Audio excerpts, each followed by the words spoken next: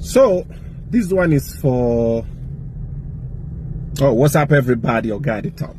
All right, so this one is for Rozzy. Okay, so I go to an orphanage. I go to a couple of orphanages, and then I do a lot of CSR because kids are adorable beings.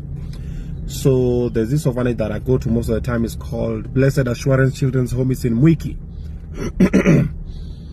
And there's this young girl there who's normally very lively and very bubbly, and and she's a good dancer, good vibes. I'm like, hey, she's so adorable, nini. My kids also like this katoi. She's called Rozzy. Then we say, let's try and adopt her. And then we find out that Rozzy has a mother. Okay, she's not like a complete orphan. Like the mother kidogo tei nini. We're like, okay, sawa. So while we're trying to do that, one time, I think Rozzy came to visit or something, because I had adopted Rozzy, but alikuwa amekaa kwa orphanage. Okay, Rozzy and Promise. There was one more.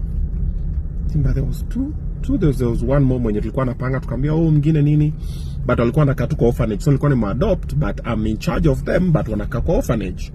Okay, so one time Rozzy comes to visit. I think it was a holiday or something, and kucheki venye Rozzy ana vibe with the other kiddos, and she's like, oh, she's so adorable, da da da da da da. I'm like, yeah. So I'm thinking of completely taking her the legal way. And she's like, yes, we should do that. It's a good thing. Unajua nini da da da. It's a good thing actually. Mimi nimemlike venye amekam. She's very respectful nini. But kuna venye akona ka ghetto. Kambia, yeah, she's from the ghetto. But we will train her. It takes time. Pole amezoea hiyo kuongea hizo shembeteng venye ana vibe. Ata words yao tumia. If you look at those other episodes we've done with Rozzy, there's some words she uses, but it's the environment. Then akasema sawa. So I knew we were aligned. I'm like, cool. So Rozzy akakaa, I think maybe 1 or 2 weeks. I don't remember the exact time frame. So I'm happy. Rozzy's here, the kids are happy, they're vibing. Kumbe she went and called my mom and told my mom to tell me and not involve her. Yeah, because I jua mamangu ndio sasa, yeah. So mama amepigwa lock. Mama akapigwa key. Mama akamwambia, "Istaki Rozzy hapa. Mwambie Rozzy arudi kwa orphanage. Tabia zake sijui ni nini." Now, what I think she knew I don't know. My mom is my person like this. So of course, ukimwambia siniambia ataniambia. Because also I told my mom about Rozzy, and mom was like, okay, let's check this, later this and this can happen in Nini. And we are even talking with the chief for that area, the lady at the orphanage. They're trying to find Rozzy's mom. We're trying to see what's gonna happen. Man, sasa watu wengi washafurahi Rozzy anaenda kwa John kwa shule yao nini. So mama kaniambia, hey, I want to tell you something, but you play, cheza chini actor fool. Mwenzako ameniambia Rozzy ABCD, ataki Rozzy hapo nini. And I'm telling you, siangeniambia too, because I conversed, we had this conversation together, and she agreed, because of course there's some decisions you can't make, especially when you're with someone by yourself. It is supposed to be consensual. It's supposed to be, you guys agree. And we agreed, because you can't just bulldoze your way around, So mama kanambia, so that's the story. Habari ndio hiyo, news flash. So Rozzy arudisha orphanage and everything. Then nimekaa chini naona venye anacheza na Rozzy. Kama anambia, oh my god, Rozzy did this, Rozzy did that. She's good nini. Then I have the information in the back of my head. Ilinisumbua for a minute. And then I said, okay, cool. So Rozzy was gonna stay with us, but during the holidays.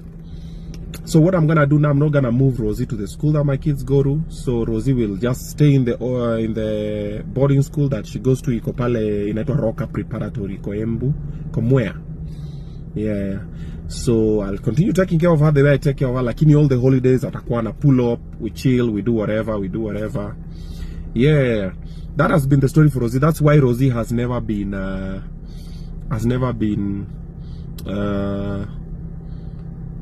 Rozzy has never been living with us like permanently, but that was the initial agreement. Yeah, and then also many other issues also on the Rozzy side, because also when we started hanging around, some people started thinking ule mama orphanage anaitwa Paulina ameuza Rozzy, make some money, so ikaanza kukua a lot of back and forth. Then mama Rozzy pia akaenda kambiwa na watu wengine, hey, Obinna anakuwa na pesa nini, so ikakuwa masimu all the time anapigia Omosh, ni aje mnisaidie na rent, mnisaidie na nini, so ikakuwa a lot of situations. Yeah, but that one we are managing well. But that was the other story for Rozzy. And also for Akina Shantel also happened a more similar way or less. Like when Akina Shantel did the poem and I went to Dandora. And when I went there, my idea was I just go see them because Shantel just wanted to meet me. And when I got over there and saw them and saw the house they were living in, I was just like, hey, Maze, kwani how much is this rent? Sometimes this money you can eat it for lunch na ishe. Kwani how much will we lose for? Then I decided I'll take care of them, so I'll change the house nini fast forward after your side, but wakashindwa. Then Omosh akatafuta kwingine tukamuvisha nini, so we take care of all that, the school fees, Shantel, the brother Aiden nini, I take care of all that. And also that one was also another cinema. It was very chaotic.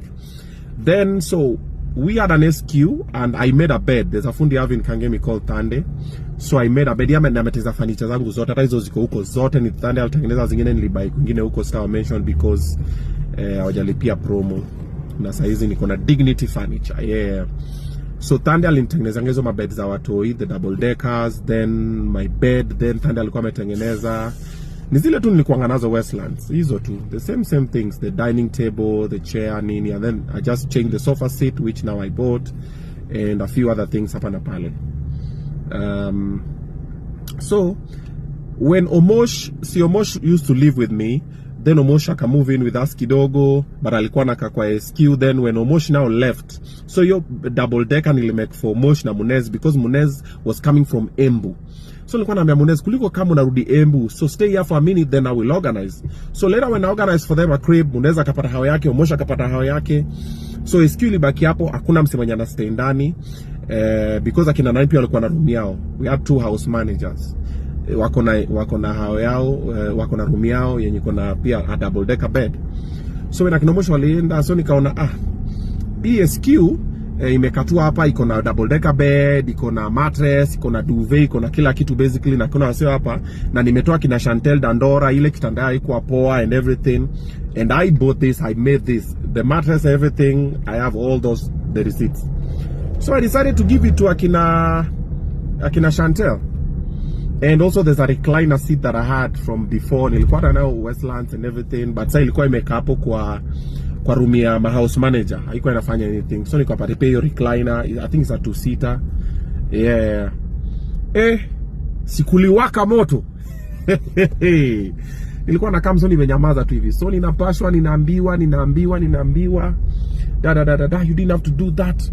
Wachana na watu wenye mwapata. Nini. So I'm just sitting there. In my head I'm like, it's my stuff.